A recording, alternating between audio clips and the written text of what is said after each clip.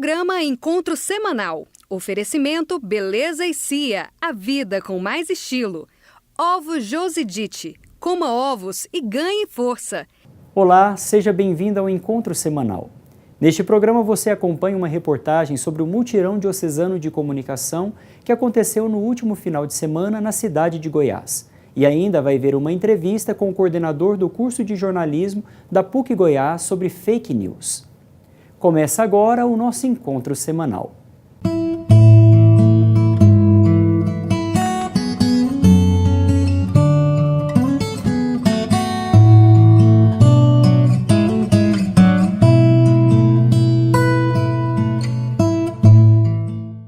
No quadro Arquidiocese em Movimento dessa semana, você acompanha uma reportagem sobre a pastoral vocacional. O coordenador, diácono Rodrigo Lacerda, nos fala da importância do acompanhamento vocacional na vida sacerdotal, religiosa e matrimonial. A pastoral vocacional da Arquidiocese de Goiânia tem como objetivo acolher crianças, jovens e adultos para refletir sobre seu chamado. A Igreja entende que vocação é o chamado de Deus para cada pessoa, como explica o diácono Rodrigo Lacerda, coordenador da pastoral vocacional. A vocação, em primeiro lugar, é o que cada um de nós recebe no batismo. Todos nós, cristãos, somos chamados a ser santos. Mas o modo como cada um de nós vai ser santo durante a vida, o modo que vamos corresponder a esse chamado de Deus, é a nossa vocação específica, aquele chamado que é o sentido para a minha vida. Isso também nós chamamos de vocação. Vocação é dizer sim a Deus. Compreender a vocação como um dom é reconhecer que Deus nos chama a viver e realizar o seu projeto de amor. Fomos chamados por Deus para uma vocação específica. A missão da pastoral é propiciar momentos de espiritualidade nas escolas e universidades, proporcionando momentos de discernimento sobre as vocações que podem ser sacerdotal, religiosa, matrimonial e nos serviços ministeriais da Igreja. Em primeiro lugar, quando nós somos batizados, nós somos chamados de leigos, somos leigos. A vocação a se doar no mundo, ser sal da terra, luz do mundo, fazer com que aquela realidade temporal, realidade do mundo se torne cristã. Essa é uma vocação que a gente chama de leiga. E os leigos podem ser tanto solteiros, como também ser chamados, vocacionados ao matrimônio. Então o matrimônio também é uma vocação.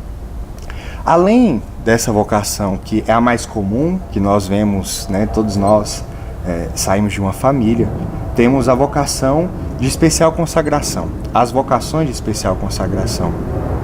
Temos a vocação sacerdotal, em primeiro lugar, lembramos de Cristo que disse aos apóstolos: fazer isto em memória de mim, na última ceia. Para os jovens e adultos que sentem um chamado vocacional, é necessário procurar um diretor espiritual, padre ou religioso, que atuem na paróquia para ser orientado à pastoral vocacional, como explica o diácono. Além disso, nós temos encontros, por exemplo, na Sagrada Família, toda sexta-feira, na Paróquia Sagrada Família, Santuário Sagrada Família, temos o atendimento das 6 às 9 da noite.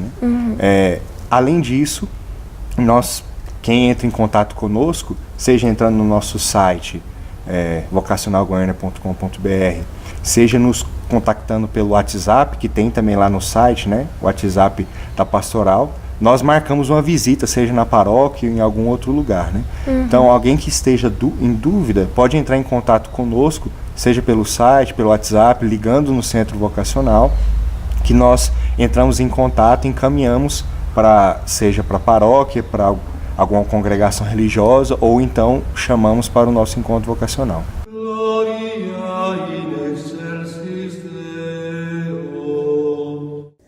A vida conjugal, a vida familiar é uma vocação.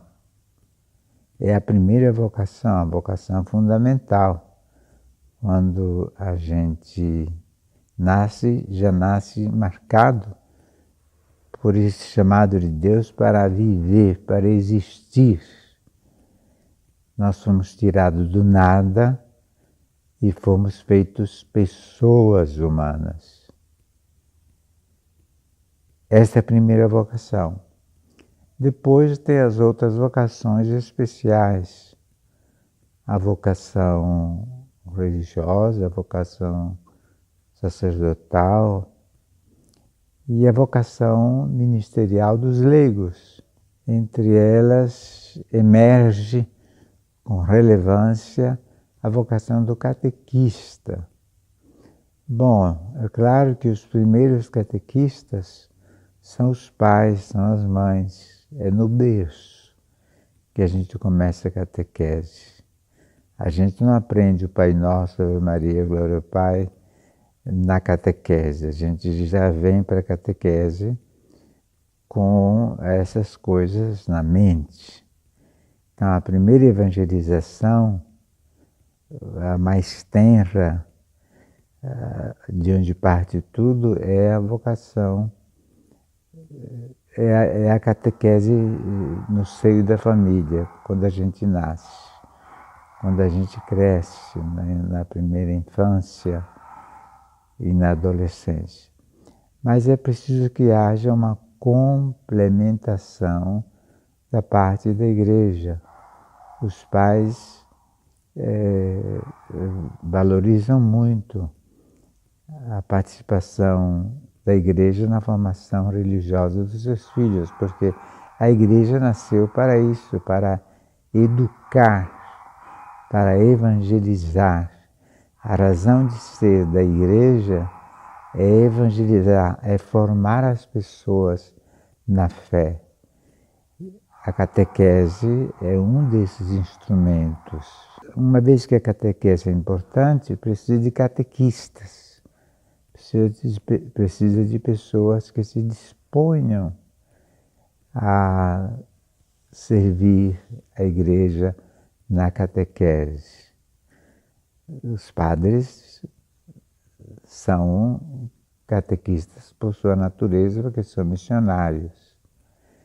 Agora, os leigos são chamados também a serem catequistas. Aliás, a missão especial dos leigos servirem a Deus na catequese.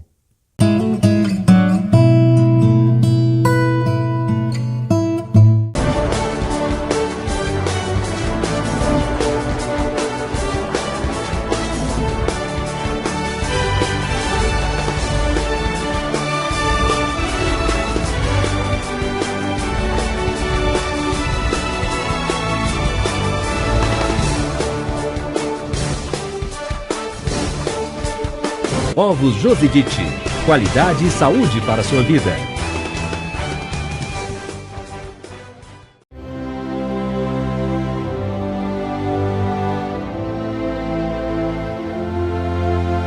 Al hablar de las familias, muchas veces me viene a la cabeza la imagen de un tesoro. El ritmo de la vida actual, el estrés, la presión del trabajo y también la poca atención de las instituciones puede poner a las familias en peligro. No es suficiente hablar de su importancia. Es necesario promover medidas concretas y desarrollar su papel en la sociedad con una buena política familiar. Pidamos para que las grandes opciones económicas y políticas protejan a la familia como el tesoro de la humanidad.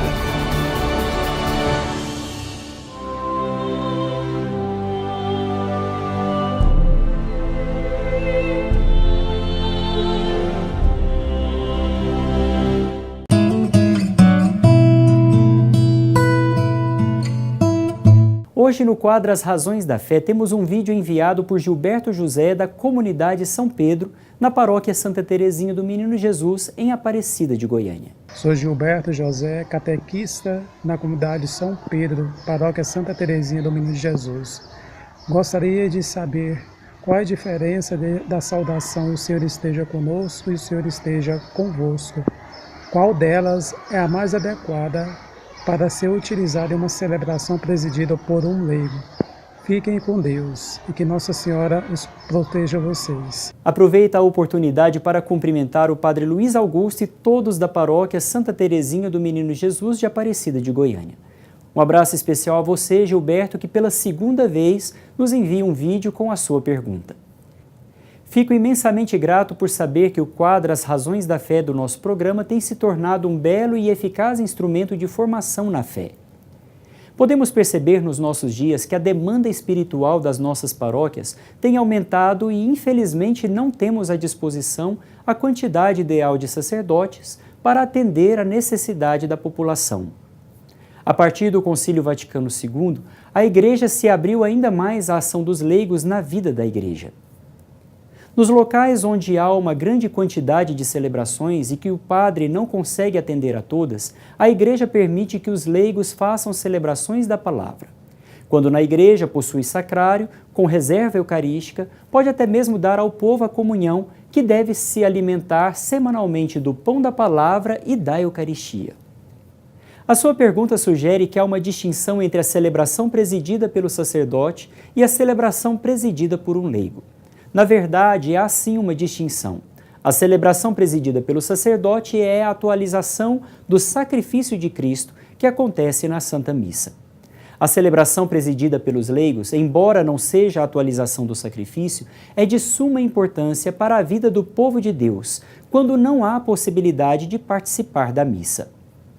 Quando se trata da saudação, o Senhor esteja convosco, remonta na Bíblia a missão hierárquica dos apóstolos que agem em persona Christi, ou seja, na pessoa de Cristo, atuando naquela celebração como Cristo cabeça. Assim poderíamos dizer que a distinção entre a celebração presidida por um leigo e a celebração presidida por um sacerdote não se nota por esta saudação, e sim pela natureza teológica do sacrifício.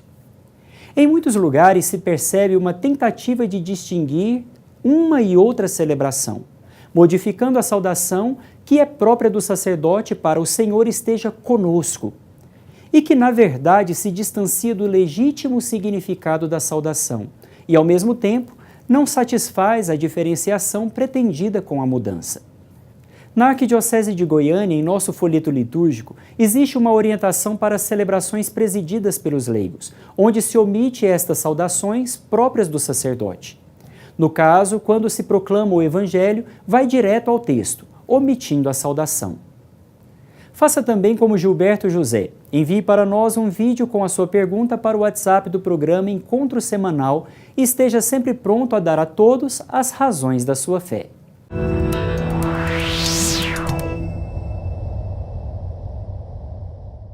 O Multicom é um evento nacional organizado pela CNBB.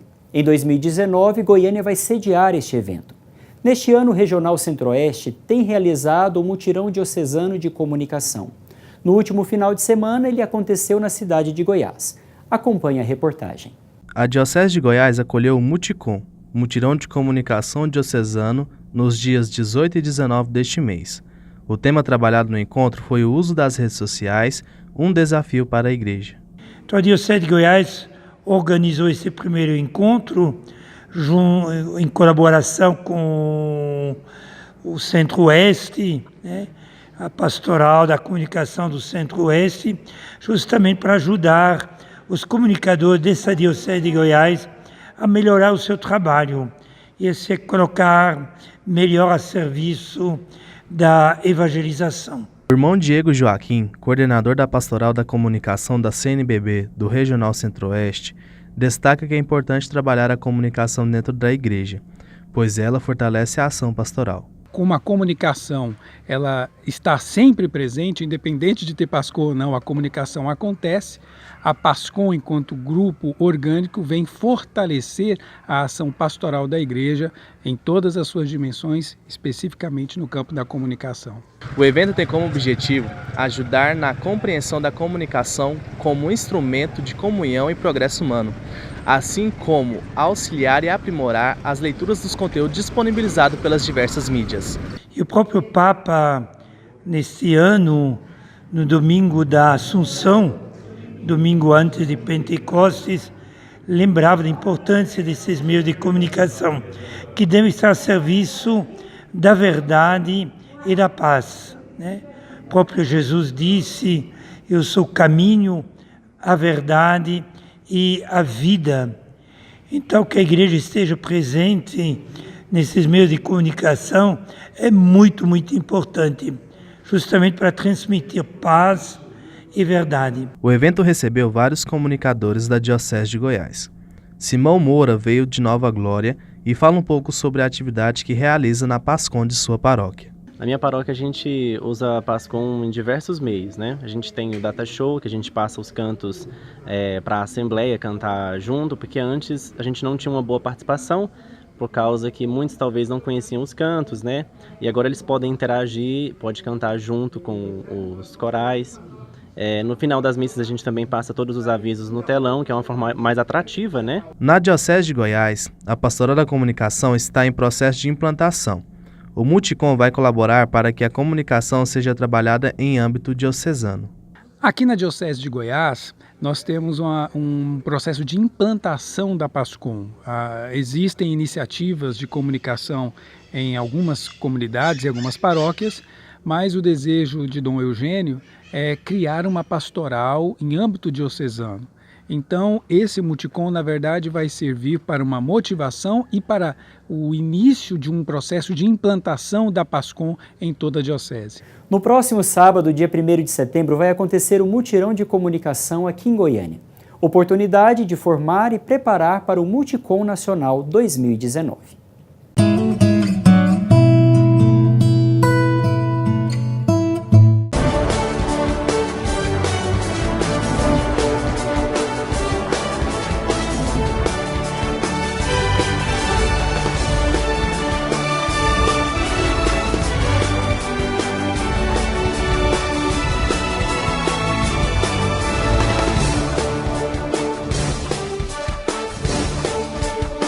Ovos Josidite. Qualidade e saúde para a sua vida.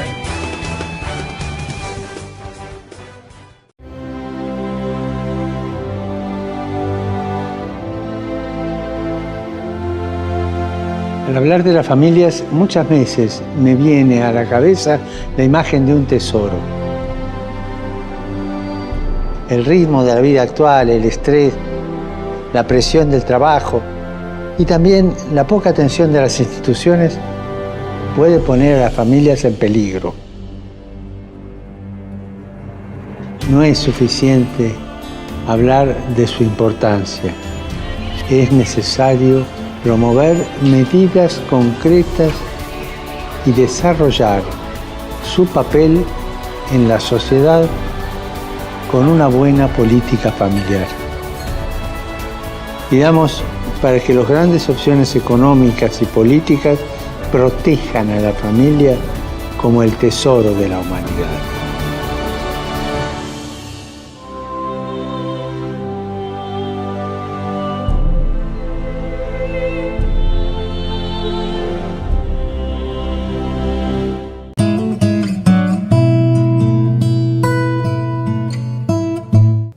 Veja a entrevista com o professor Antônio Carlos Cunha, coordenador do curso de jornalismo da PUC Goiás.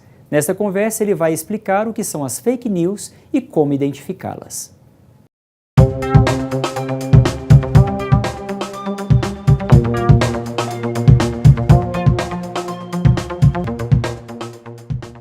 Seja bem-vindo, professor.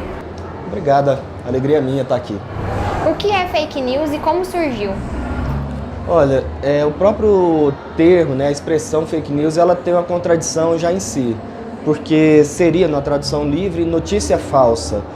Do ponto de vista conceitual, para ser notícia, necessariamente tem que ser verdadeiro, né? O fato que está sendo noticiado tem que ter realmente acontecido. Então, o termo fake news ele já tem uma pegadinha em si mesmo.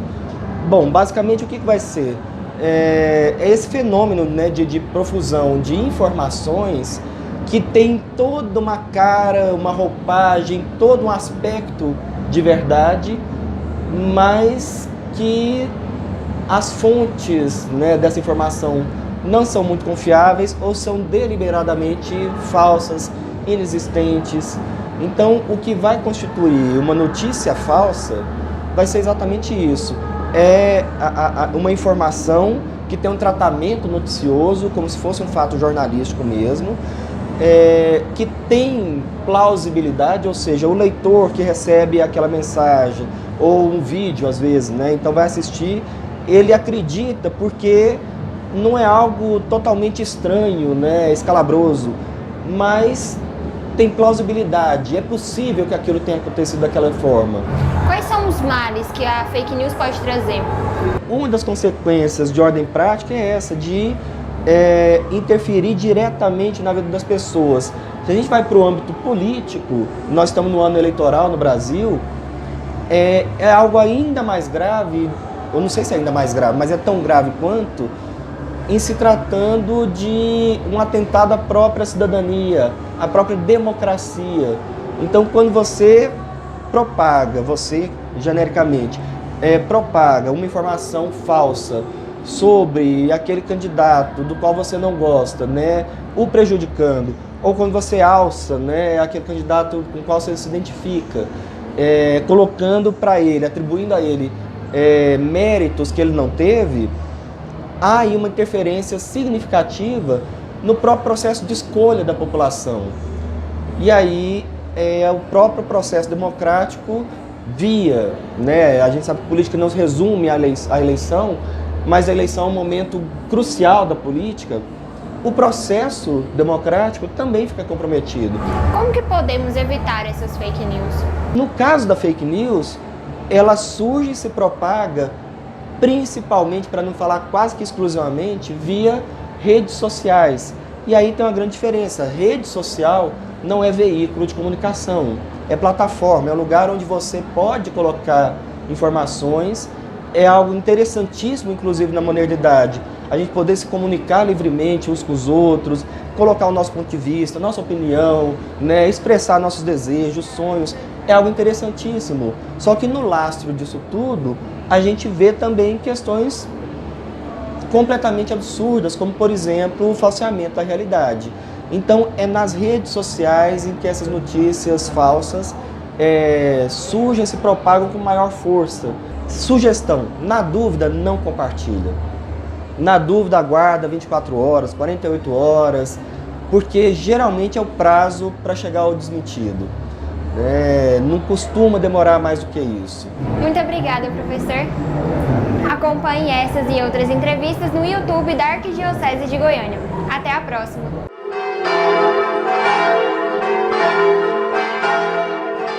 Se a fortaleza é necessária para reprimir o temor, a temperança é de suma importância para moderar a nossa inclinação ao prazer que tão facilmente nos afasta de Deus. A temperança é uma virtude moral sobrenatural que modera a atração para o prazer sensível, sobretudo para os prazeres do gosto e do tato, mantendo eles nos limites da honestidade. O objeto da temperança é moderar todo o prazer sensível, mas, acima de tudo, os prazeres que estão anexos às duas grandes funções da vida humana, o comer e o beber, que conservam a vida do indivíduo, e os atos que têm por finalidade a conservação da espécie. A temperança nos faz usar do prazer para um fim honesto e sobrenatural. É exatamente por isso que esta virtude modera o uso dos prazeres segundo as prescrições da razão e da fé. O prazer é atraente e nos arrasta facilmente para além dos justos limites. É precisamente por isso que a temperança nos leva à mortificação, até mesmo em certas coisas que são permitidas, a fim de assegurar o domínio da razão sobre a paixão. À luz destes princípios é que resolveremos estas questões particulares. Com relação à nutrição, devemos compreender que a gula é o amor desordenado dos prazeres da mesa, da bebida e da comida. Esta desordem consiste em procurar o prazer do alimento por si mesmo, considerando o prazer como seu fim e em procurar com excesso, sem respeitar as regras que dita a sobriedade, até mesmo com prejuízo da saúde. Nesta mesma lógica, trataremos a partir da próxima semana sobre a castidade, que modera o prazer anexo à propagação da espécie.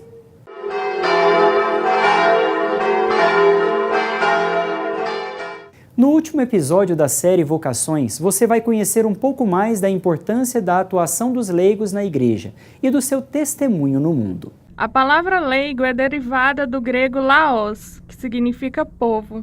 Na linguagem cristã, o leigo é um membro do povo de Deus que vive engajado nas condições da vida familiar e social. Somos todos chamados por Deus no batismo a sermos protagonistas também, junto com Cristo, na missão dele de evangelizar, de levar a boa nova para todos os seres humanos. Quando Jesus envia os seus apóstolos, ele está enviando a cada um de nós no batismo. Ide pelo mundo e anunciai, ensinai a observar tudo o que os prescrevi. Eis que estou convosco até o fim dos tempos. Então, ser leigo é assumir o seu papel de cristão, batizado. Quando nós somos batizados, nós somos, então, como que outros Cristos agora no mundo. Então, somos, pela igreja, a presença de Cristo agora no mundo. Os leigos exercem sua missão profética pelo anúncio de Cristo feito pelo testemunho da vida e pela palavra. Os leigos, após o Concílio Vaticano II, se ampliou, vamos dizer assim, se incentivou a sua atuação na igreja de forma mais intensa, que até então era meio que discreta ou até mesmo ausente. Mas foi incentivado exatamente com esse aprofundar do batismo. Nós somos inseridos no corpo místico de Cristo. Então, o leigo agora ele pode atuar na evangelização e também algumas bênçãos e alguns sacramentais na igreja, ele é convocado a ser presença de Cristo na vida das pessoas. Os leigos podem também sentir-se chamados para colaborar com os próprios pastores no serviço da comunidade eclesial. Então, a atuação do leigo, ele vai amplamente agora. Tirando os ministérios, o ministério ordenado, ele pode, na igreja, atuar organização, atuar no desempenho, enfim, são muitas as tarefas que todo leigo contribui no mundo como que são corresponsáveis pela continuidade da criação de Deus no mundo. Eles são responsáveis por manter, ordenar e cuidar de tudo aquilo que Deus criou. Então o papel do leigo no mundo é ser fermento e sal lá onde eles estão, levando essa luz de Cristo para todos. O cristão leigo exerce ministérios bem diversificados, segundo a graça e os carismas que o Senhor deposita neles. O seu ministério vai além de simples função litúrgica, de fazer uma leitura na missa, ou, quem sabe, coordenar algum ministério catequético, dar alguma não, vai muito além. É assumir na sua vida a vida de Cristo. Que a vida de Cristo, no fundo, é a nossa própria vida. Ele tomou nossa humanidade. Significa que ser verdadeiros humanos significa imitar a Cristo, Jesus. Ele nos mostra como um ser humano deve viver. Então, aí não tem limite. Assim, o ministério que os leigos podem atuar é na sua vida, no dia a dia. Mais uma vez chegamos ao final do nosso programa. Deus abençoe a todos os leigos para que sejam fiéis ao compromisso assumido no batismo e se deixem guiar pela graça do Espírito Santo. Acesse nossas redes sociais, Facebook e Instagram, e assista na íntegra todas as edições do Encontro Semanal no YouTube da Arquidiocese de Goiânia. Você pode se inscrever no nosso canal e receber semanalmente as notificações de cada postagem. Compartilhe o bem. Nos vemos na próxima semana no nosso Encontro Semanal.